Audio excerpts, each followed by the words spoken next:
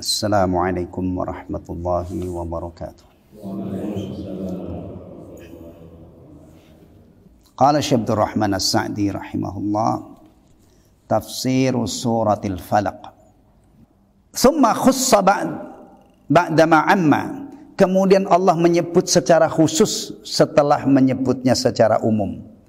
Min syarri ma khalaq itu umum. Nah, sekarang ayat berikutnya ini lebih spesifik, lebih khusus.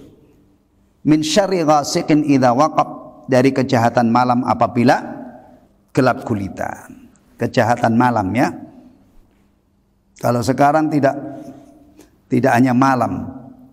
Kejahatan menjelang maghrib, kejahatan ba'da maghrib, kejahatan ba'da subuh, bahkan kejahatan di siang hari, siang bolong. Udah nggak aman. Ada orang datang, keren banget bawa mobil. Tetangganya ngira ini nggak ada yang ngira kalau dia itu perampok. Di siang bolong ketok pintu buka, nggak taunya. Dikira saudaranya ya, sedang silaturahim lagi, masya Allah, nggak taunya perampok. Ya beginilah keadaan. Kenapa bisa begini? Ya kalau orang Islam jawabannya simple, tapi jawaban kita itu nggak dipakai. Iya, karena untuk membuat penjahat jera itu tidak diterapkan apa yang diajarkan dalam agama kita. Ya. Ai min syarri ma yakunu fil lail, dari kejahatan yang terjadi di malam hari atau yang berpotensi terjadi di malam hari. Hina yaghshan nas, ketika malam itu meliputi manusia. Ini ada terjemahannya yang agak ini. Dari kejahatan yang terjadi malam hari ketika menyelimuti manusia dengan rasa ngantuk. Dari mana ada rasa ngantuk ini? Yaghshan nas, maksudnya ketika malam itu meliputi manusia. Malam itu kan gelap ya. Kita ini nggak pernah gelap karena siang mengandalkan cahaya siang hari, malam mengandalkan cahaya lampu. Ya. Wa yantashiru fihi katsirun minal arwah asy-syarirah, dan bertebaran pada waktu itu, pada waktu malam, banyak ruh-ruh yang jahat. Wal hayawanat al-mu'diyah, dan hewan-hewan yang menyakiti, hewan-hewan yang berbahaya. Apa itu?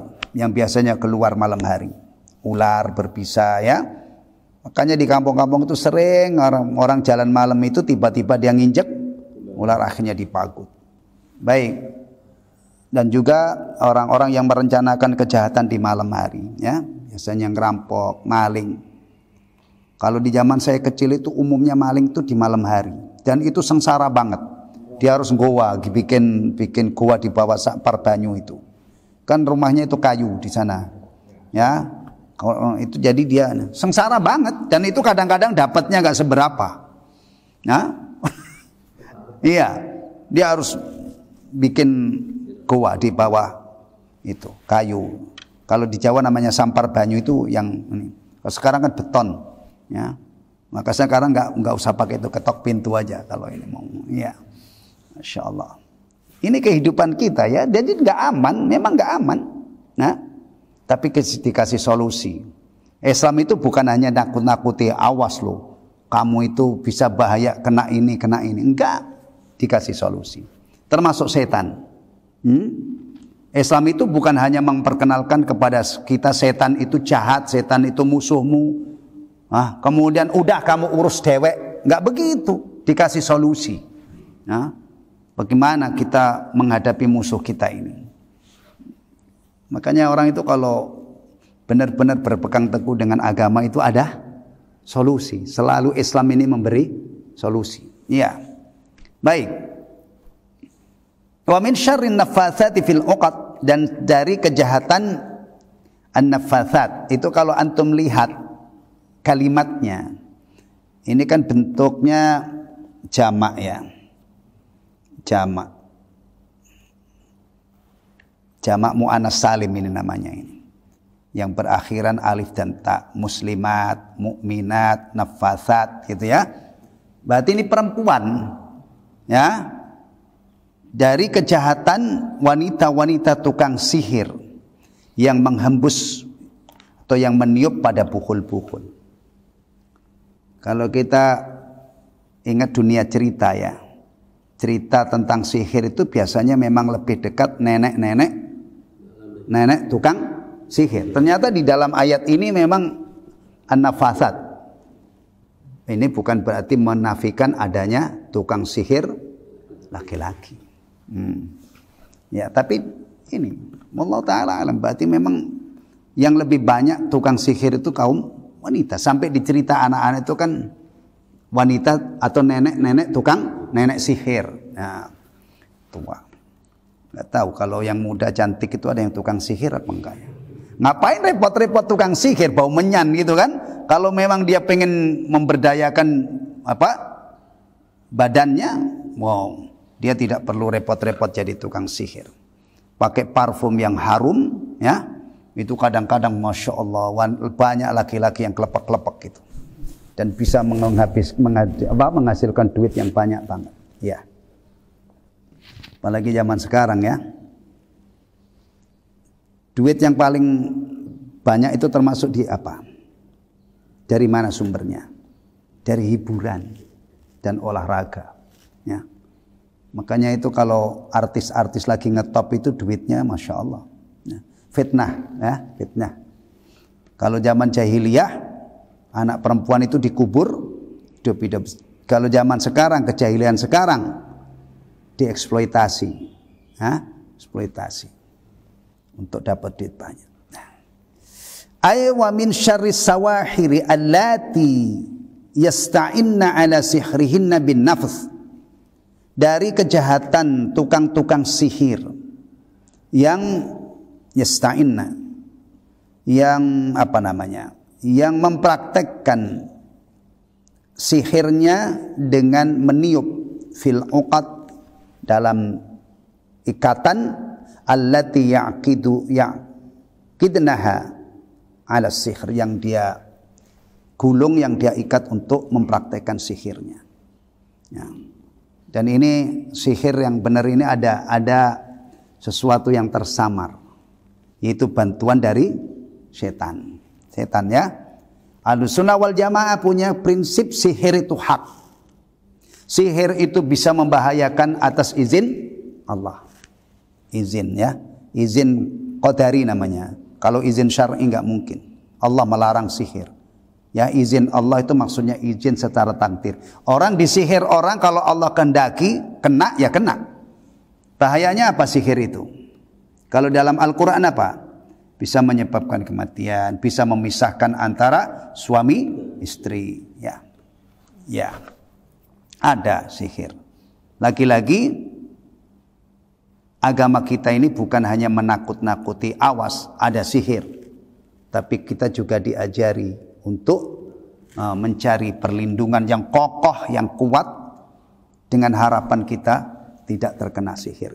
Alhamdulillah. Ya. Sekarang masih ada nggak tukang sihir? Hah? Ya kalau antum duduk di sini ya nggak ada, tukang sihirnya mana? Nah, insya Allah kalau dulu tukang sihir ikut ngaji rutin mah sudah tobat ya. Atau dulu pelanggan misalnya, insya Allah kalau ngaji antum amalkan ilmumu, udah. Ya kalau dulu tukang kedukun, maniak dukun misalnya, insya Allah sudah sembuh. Kecuali dukun si pijit. Iya, antum kalau ngaji nggak berubah kebangetan banget lah. Ya, ilmu yang kita perkaji ini kalau kita amalkan kan memisahkan kita dengan dukun, kahin, dah. Ya, kalau dulu ya, namanya dulu itu kalau udah jangan dibahas lagi. Dulu itu solusinya kalau nggak bener ya apa? Tobat. Iya. Kalau antum masih pakai jimat-jimat misalnya, bangetan banget lah. Itu majelisnya bukan majelis yang seperti ini. Kalau kita sudah belajar tauhid, ya kan? Belajar tauhid. Ya, insya Allah. Yang tadinya dukun, enggak. Kenapa? Dilarang oleh Nabi SAW. Barang siapa yang datang ke dukun konsultasi, dia bertanya satu masalah, pulangnya sholatnya 40 hari tidak diterima. Aduh, dah jangan ke sana. Solusinya kemana? Kalau kita punya problem, konsultasi dengan para ahli. Nah, Iya. Orang itu kalau sudah terikat dukun ini hidup tuh ribet banget. Ya. Iya. Bangun rumah bagus sudah jadi. Itu mau pindah aja nggak berani mengambil keputusan. Iya. Tanya dia hari baiknya ini pindahnya apa Mbak? Nanti dihitung. Hari apa? Ya. Alhamdulillah saya cerita tentang pribadi saya. Saya termasuk orang yang bersyukur kepada Allah. Keluar dari ikatan-ikatan seperti ini, dunia itu lapang. Ya. Di tempat saya itu kalau orang mau nikah itu dihitung, tanya Pak Nur itu. Di Nur, dihitung. Siapa sih yang mbok karepno? Anake sapa? Tanya apa tahunnya apa? Tanya apa? Dihitung. Ini pendaringan bolong, jangan. Kamu kalau bernikah dengan orang ini gak bakalan kaya. Penghasilanmu sebanyak apapun bolong, bablas. Hidupnya susah. Padahal dia cinta banget sama perempuan itu. Akhirnya taat pada dukun. Gak jadi, Masya Allah. Ya. Kalau saya nikah dengan orang Betawi, kalau ditanya wetonmu apa gak ngerti. Bismillahirrahmanirrahim. Ya, iya. Saya sudah 3 kali menikahkan anak saya. Dan saya merasa sangat bersyukur kepada Allah karena diberi kemudahan. Tidak pernah melibatkan dukun sedikit pun. Alhamdulillah. Ya. Iya. Dulu waktu saya sunat, yang namanya dulu itu masih di bapak saya ketika mau nyunatin saya itu ini. Iya. Pergi ke wong tua namanya. Nah, wong tua kalau di sana dukun itu sebenarnya wong tua dihitung. Oh ini harinya ini ya anakmu ini saya itu Rebo Wage. Maka agak kalau orang Jawa bilang Rebo Wage itu wataknya enggak lembek, lemar-kelemar itu enggak. Kadang-kadang untuk maklum aja saya kalau ngaji ya begini ini. Kalau khutbah kadang-kadang agak berapi-api, memang lahirnya itu. kalau itu iya. Masya Allah ya. Antum kalau sekali lagi kalau sudah orang-orang yang terikat dukun itu ya Allah ribet banget. Selalu gamang, tidak berani mengambil keputusan. Kalau kita bismillahirrahmanirrahim, la haula wala quwata illa billah. Dah lapang banget. Ya, lapang. Enggak ada jimat, enggak ada. Antum kalau kenal dunia jimat ya, dunia mistik itu ada yang miliaran. Udah begitu kadang-kadang ditipu lagi. Antum ada yang paham itu? Ake itu ada yang miliaran. Benda-benda mistik yang katanya itu bisa kebal macam-macam. Rompi untuk kusumo ya. Kalau untuk pakai rompi kan rompi begini ini kan tambah keren gitu. Itu kalau di sana itu ada rompi itu kan bambu petuk itu. Ini kalau saya ya udah ya bismillah aja, tapi di dunia orang yang ini miliaran ada. Tapi banyak yang palsu Pak ya. Subhanallah. Ya Allah. Ini gini ya. Sebagaimana para sahabat dulu itu kalau ingat-ingat jahiliyah gitu ya, sedang mereka itu merasa sangat beruntung karena dapat nikmat Islam. Kita juga begitu, yang punya masa lalu disempurnakan. Padahal asli muslim saya ini dari lahir. Tapi ada yang setelah kita belajar ya, alhamdulillah ada pencerahan. Ternyata nikmat banget kalau kita ikuti ilmu ini.